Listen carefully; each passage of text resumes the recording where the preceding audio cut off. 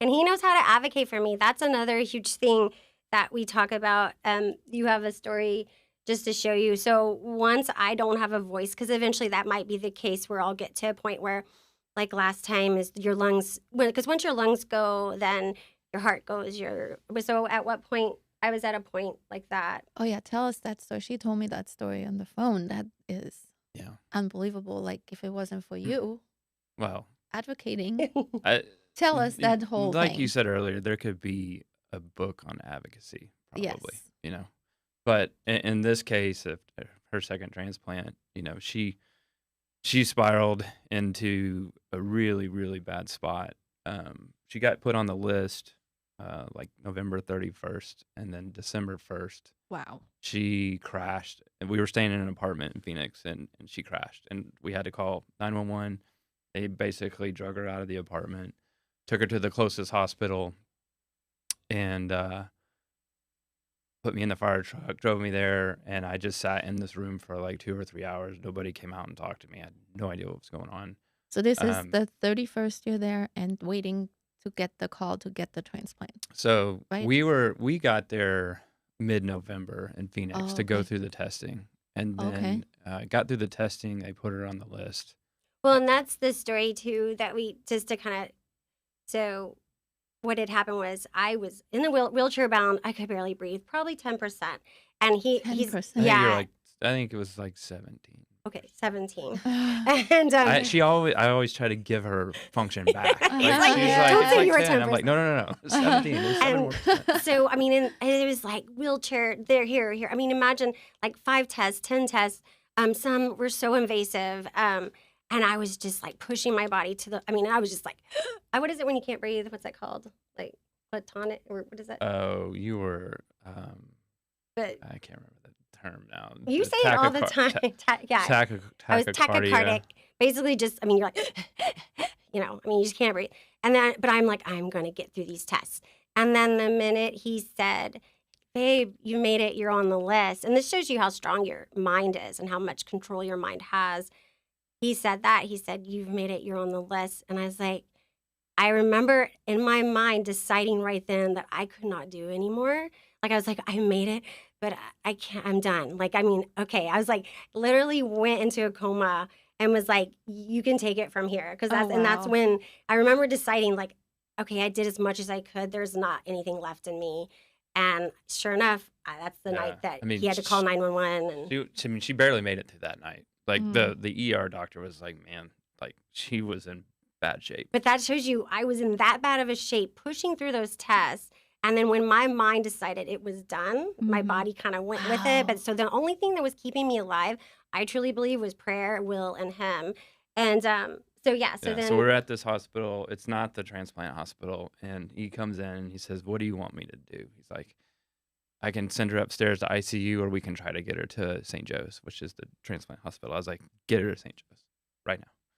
So we go on an ambulance ride that was, I mean, you want to talk about scary. I mean, because you're just at this point, you're just listening to the beeps of all the Mm. machines, and after you've done it a couple of times, you kind of know what beeps are good and what beeps are bad, and the rhythms and stuff like that. Uh-huh. Anyway, so we do a trip across Phoenix from that hospital to the transplant hospital, and the next morning, her doctor comes in and gives her a breathing treatment, and she does not react well at all to it. it actually tightened me up more. Yeah, so they I don't ended up remember, but intubating her at that point because she could not breathe on her own, basically. so then I just went into this spiral of like organ failure all around. So now I have no voice.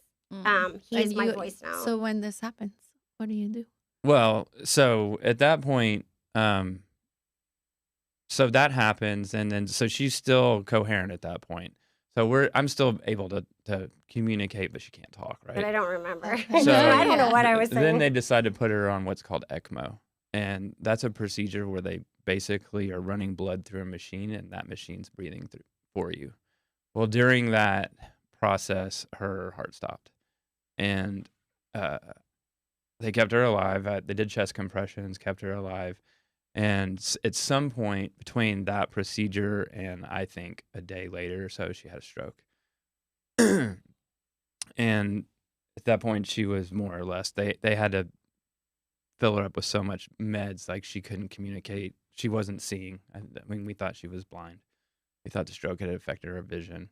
And then it's just everything, once stuff like that starts happening, all your organs start spiraling. It's just a spiraling process. And so she had kidney damage, she had heart damage, she had liver failure, and her, obviously, lungs. So now you have all these doctors, specialists that are coming in and doing tests on, what their specialty is. And the heart doctor's like, man, she's had a heart injury that most people don't recover from for 5 or 6 years. Mm. And so they were going to take And me off the so list. her heart's not strong enough So they were to just survive a weird. transplant. And then the kidney doctor is saying the same thing. She's on dialysis at that point. So They're not going to, basically, they're not going at to that cut point, me they're open. essentially saying, like, we can't transplant her. Yeah. And I'm like, okay. So I understand that right now, like, you can't put it on the table, but you have to understand who this is Mm. and the strength that she has.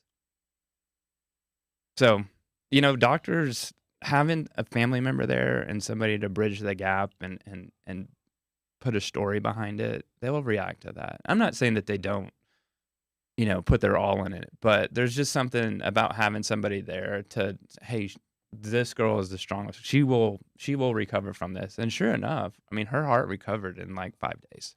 Wow. They came You're back fair. and did tests, and the heart doctor was like, I've not seen it happen like that before. Okay, did you want to say I told you so? Yeah, right. But I do believe a lot of prayer had a lot to do with that. Yeah. But then, But at the same time, putting, at that point, I put up pictures all Yeah. over behind her hospital bed, yoga pictures, all my yoga. So when doctors and nurses walked in, like, their eyes would go to those pictures and they'd look at them, like, Yeah, wow, and she's not beautiful. just her And laying in the like, bed. this is her family, Yeah. And so back to the advocacy part of it is, she had no voice for herself. And so doctors, especially doctors that don't know you, like, they can only get so much from a piece of paper. But Mhm. having someone there that can say, okay, this is what has happened in the past. This is what is happening right now. This is what happened 2 days ago. Because sometimes you'll get a doctor that wasn't there 2 days ago that Mhm. comes in. So, Mhm. at some point, the doctors circle up outside of the hospital room, and it's like the surgeon, the head doctor of the transplant center. It's the team, and they're just like, "What are we gonna do? Can we transplant her?" And one of the surgeons is like, "Are we gonna do this, or are we just gonna sit here and talk about it?" Yeah. And they're like, "Okay, we're gonna do it." Wow. And if I- they hadn't have said that, You probably It- would have it- tackled yeah, them. it would have been. But I was standing, right there listening to all of that and Decide my fate. deciding her fate. And they're like, "We're gonna do it," Yeah. And I and got, they did it. so far I have 5 years because of those. I mean, they're amazing. I mean, they're superheroes. And I've been blessed with those 5 years, and I want more. So Mhm. I feel pretty stable right now. Like, I am able to navigate and function off of 30%, but it isn't a quality of life. Like, I'm a very active person. Once you give me lungs, I don't take them for granted. I understand how special those are. And I understand the family that is grieving because I do have those lungs. It's a hard thing to take on mentally because there's some guilt there. But I'm blessed, and I'm not going to take them for granted. And I move, and I want to use my lungs as much as possible. And I was given the gift, and it's kind of like, so I was breathing again, and then now I'm not. And so it is harder to get on my mat. It is harder to, I could run, and now I can't even barely walk. So I want that back again. I want my life back again. And so I'm going to fight for it. And I'm so blessed that Phoenix has never done a third transplant, but they're an amazing team. Like, Dr. Tokman has been fighting for me over there, just saying, guys, hey, if anyone can do a third, our first third, it could be Selwa, and we could.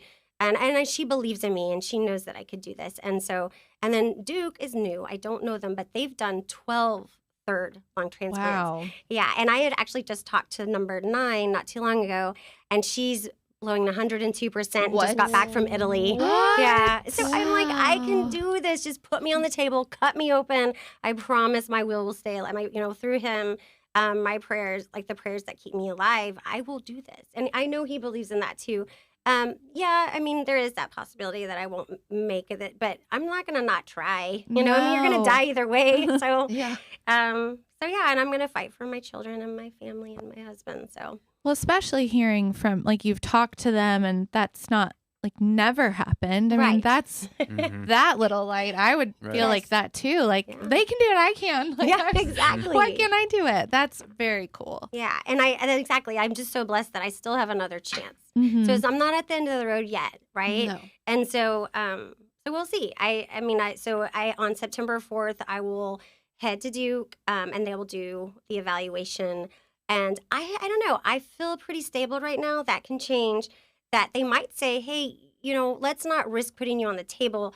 Let's just evaluate you. Let's keep you like monitoring you. Maybe the next time you get sick, yeah, let's see from there. But I mean, I don't know. What do you? I don't know I don't know what's going to happen. I don't know their evaluation. And the thing is, there's this balance. Okay, I have to be sick enough to get a third transplant, but I have to be strong enough to survive it. the Wow. third transplant. Yeah. So you're trying to be like, okay, like I have to be dying, but I'm also not dying enough.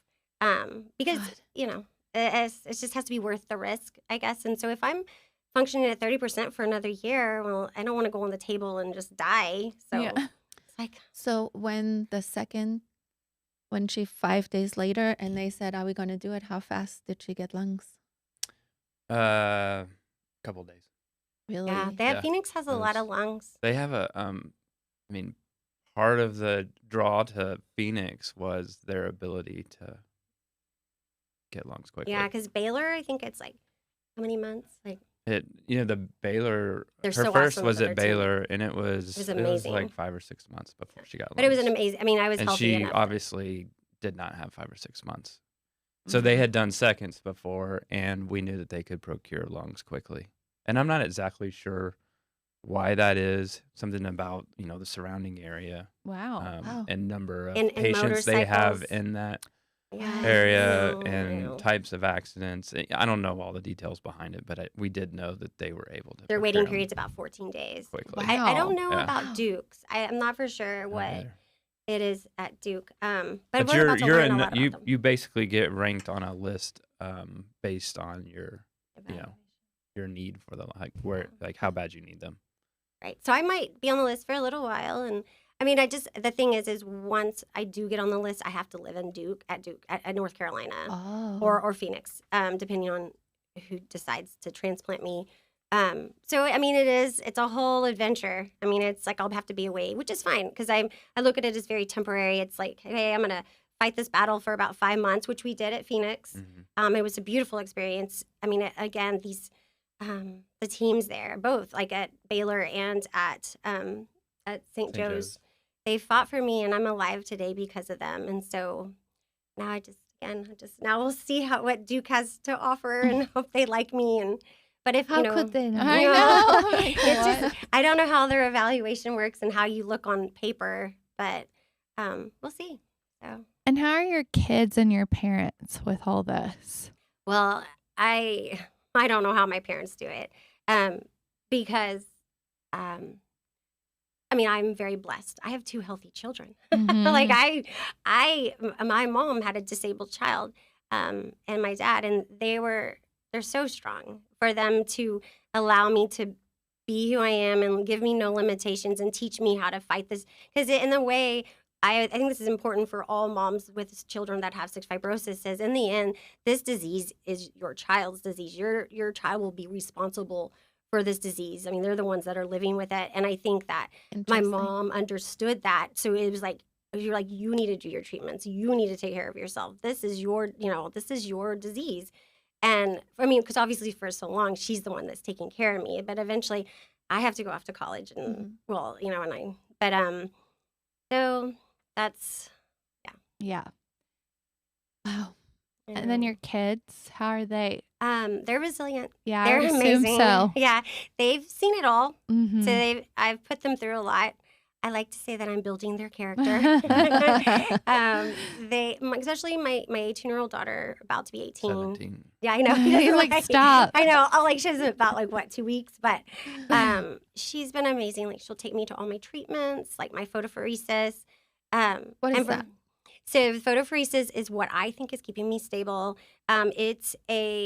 So when your body goes into rejection, a lot of doctors prescribe photophoresis. It's very expensive, so insurance has to pay for it. Anyways, I sit there for like 4 hours, and they hook up to my port, and they suck all the blood out of me. Like, I mean, I guess it's like a cycle, but they suck the blood out. They pull all the white blood cells out, and they do a light therapy on them, and then they put the white blood cells back in me. And what they're doing is they're making the white blood cells forget how to fight my lungs. What? Oh my Yeah, gosh. isn't that crazy? What That they can is do? insane. And Is that painful? No.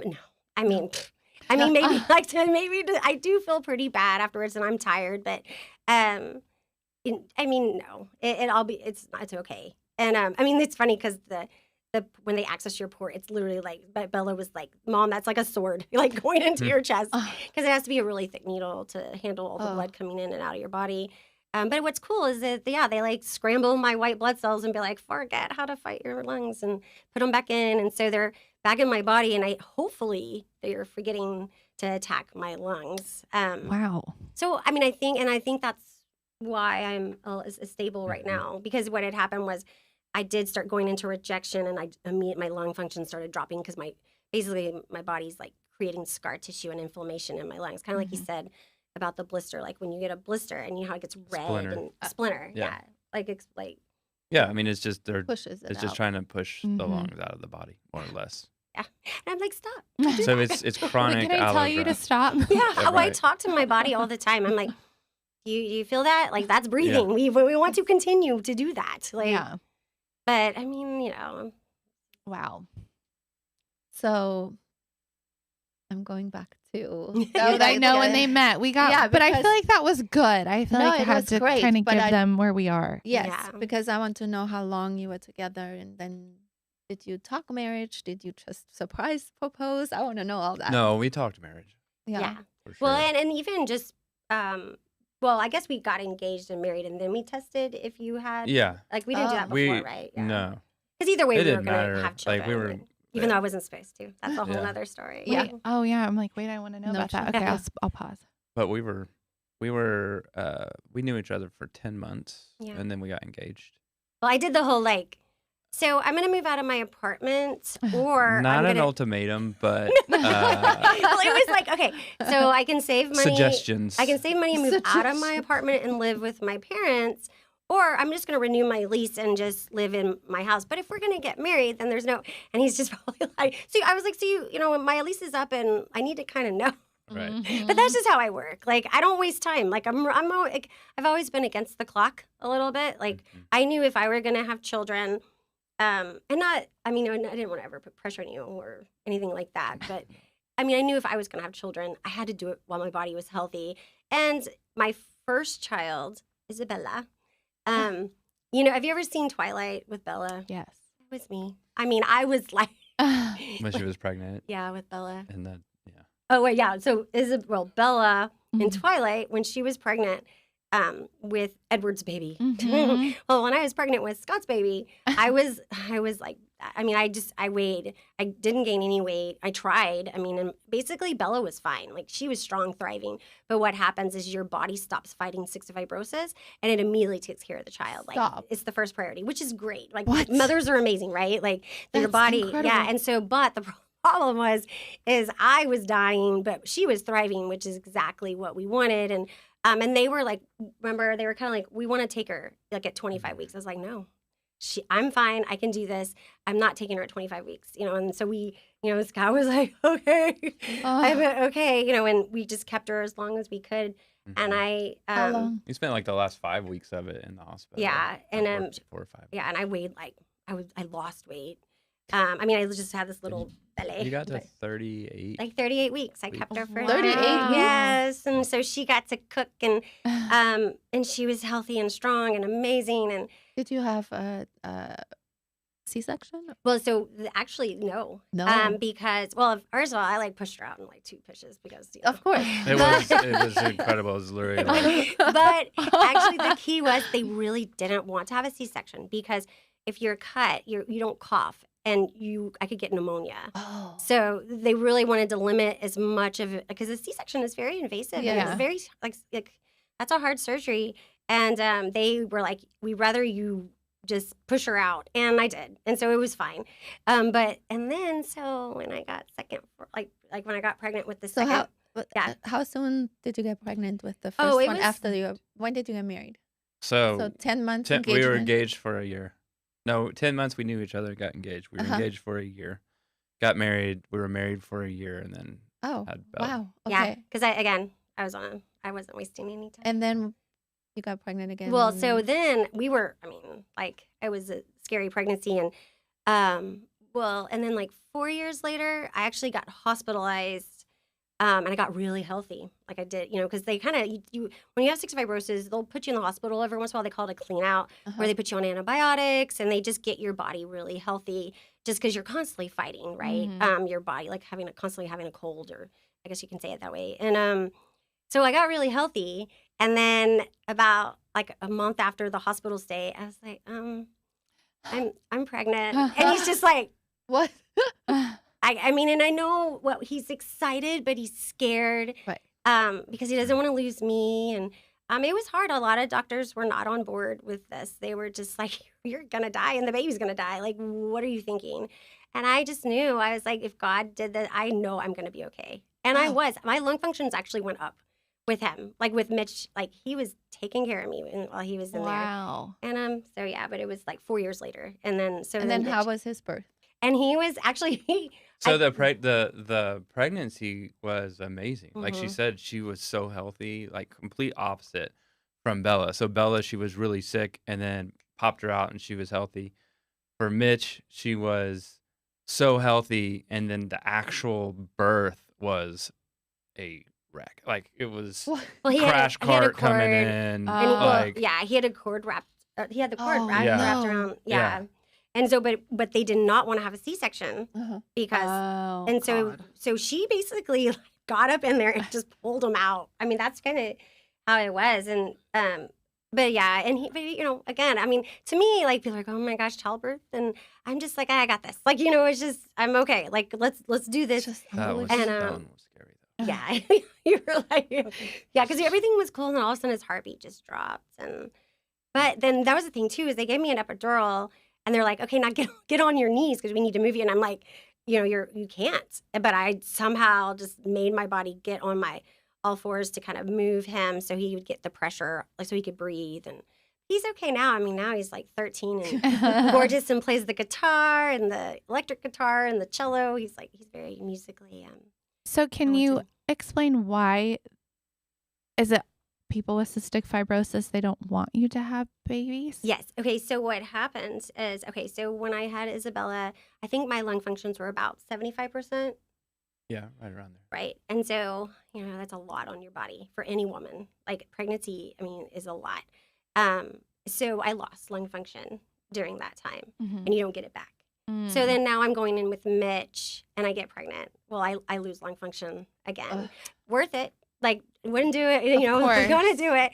But so then it just is so much on my body. So then I do put myself in a state of vulnerability because my lung functions have dropped. My body has just created humans, and all my body really should be focusing on my CF and fighting for, to defend CF. And so that's kind of, but now, but women are doing it. Like there's a lot more women that are having babies with cystic fibrosis because they're healthier too. Like now it's amazing what the technology, the medical field is doing to keep CF moms alive. And but yeah, it's well, even just the life expectancy has gone up tremendously, right? Like 30 years. Yeah, I think it's even more now. 40 years. Yeah, over. I think it's like 35. And when I was born, it was 7. That's crazy. Yeah, and I'm 45. Yeah, what I was saying is gone up 30 years. Oh, right. From when you were. Yeah. Yeah.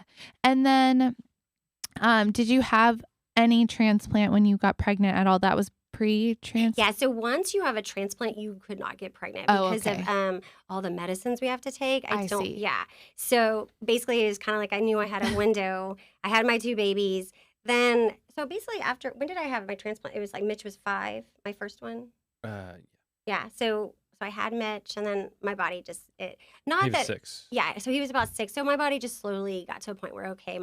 So, and again, with cystic fibrosis for the transplant, or for just cystic fibrosis, it's attacking your lungs. There's so much scar tissue. Eventually, your lungs there's nothing. And so that's where it got to. And so they were like, okay, we need to get you a new pair. And they did, and it worked. And I got up to like 96%. I missed that. That's fun. Like, imagine me at 30%. Just imagine me at 100%. It's like a whole like. She was literally like 12 hours after the first transplant. She was like doing circles. I was like, yeah, I was like, this is That was awesome. I was like, crazy. wow, like that breath was so cool. Wow. I'm gonna get that back though. Yes. That is wild. Talk a little bit more about your guilt feelings about putting the burden on your husband, but he doesn't seem to think it's a burden Yeah. at all. Well, and I think that's a communication thing and a relationship thing that we built up to. I will say that as a caretaker, I mean, everyone's always worried about me, right? Everyone's Right. always worried. But I mean, he's in the background just making sure I stay alive, and he's enduring so much, and I'm putting him through so much. And for a long time, I felt so guilty about that. But I've learned to understand, and I need to know this just for my sake. And I know that you want to be there for me. Mhm. And I mean, you've proven that time and time again. It really helps for me to know, like, when I am fighting for my life and he's right there with me, I know that there's not anywhere else he wants to be. Mhm. And I can just fight and have him right by my side, and there's no guilt. Because once you have any distractions, like guilt or just any kinds of feelings that aren't serving you and to like help you fight, I mean, it hinders you. And so having that clear mindset of just being loved and just cherished and trying to fight for him, because I know that you want me to fight. So here we go again. So, I mean, not only are you both an inspiration to so many people, but you also for your own children. Mhm. Like Yeah. that is incredible what you're showing them. How are they handling Yeah, I see. emotionally? I see, like, every once in a while, Mitch the other day, he was like, so wait, Mom, are you doing it again? And I was just like, well, oh, you mean a 3rd transplant? And he's like, so wait, what's happening? Like, he's starting to Mhm. like, before he was younger, so he didn't ask as many questions. Like, I mean, there's pictures of him. Like, I literally have a trach, and I am like a coma, and he's just laying on me with his phone, just playing, but he's, as long as he's with his mama, he didn't care that I was like passed out. And like, now it's more like, wait a minute. So, but I think he just really believes in me. It's like he has no doubt. Like when he asked, I was like, yeah. And I was just like, yeah, Mommy's going to look into getting a 3rd transplant because, I mean, just want to be prepared. And I got this. And he's like, yeah, you got this. You know what I mean? But poor thing, I mean, since he was little, I can remember him hugging me one time. And I just gotten the new lungs. And he was just like, oh, body, please accept this DNA. Please accept. Like, he's that little.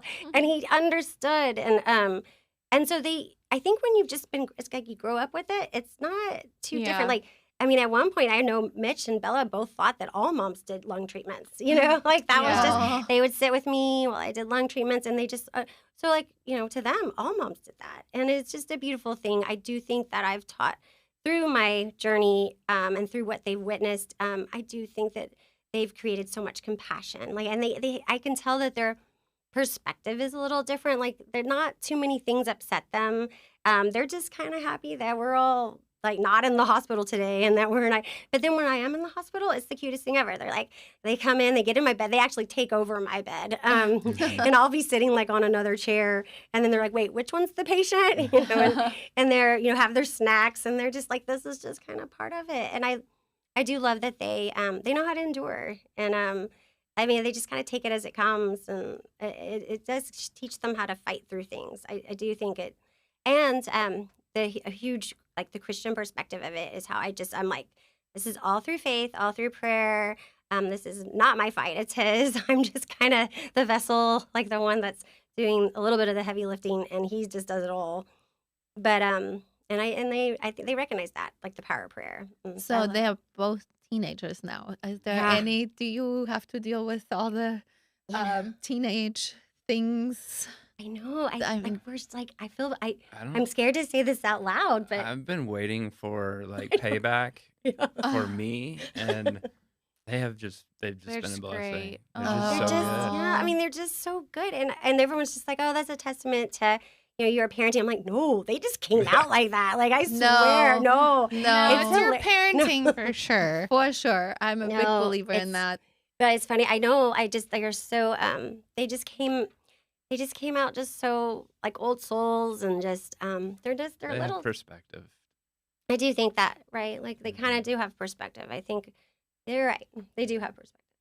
Oh yeah, that helps. Like they've been through enough that they're like, again, we're just happy to all be living and thriving and breathing. And so they are supportive of each other too. Yes. Yes. Yes. Oh the big sister is such a good big sister to Mitch, and Mitch is an easy brother. Like he's very He's an supportive. easy That brother. age gap. That Yes. age gap was important though. Oh, God did that on Like, purpose. For like during the second transplant and us Yeah. being Oh, away yeah, for yeah. 5 months, Yeah. and having a 13-year-old older sister that she's got instinct, right? Mhm. Yeah. And she really helped she's take real care of smart. Mitch and watch Who over took him. care of them? So my mother stayed at our house here, And then my mom was with me, and my then dad her was at mom and Phoenix. dad were in Phoenix with Yeah, us. and then this time around, Bella, she's 18, so I think it'll be 17. help. That's okay. Well, so I know why he's doing that. oh, it's hard. I know it's hard. But she'll definitely hold down the fort, and then she'll have help for his sister-in-law, which I love so much, and Grana. I've just been so blessed with amazing in-laws who they get it, right? I mean, Yeah. I've been in their family now for almost 20 years, and they understand, like, okay, we got to be careful around Auntie Selwa, and we have to, they're just really supportive, and when we need them, they're right there. And so we've been blessed with such a supportive family that,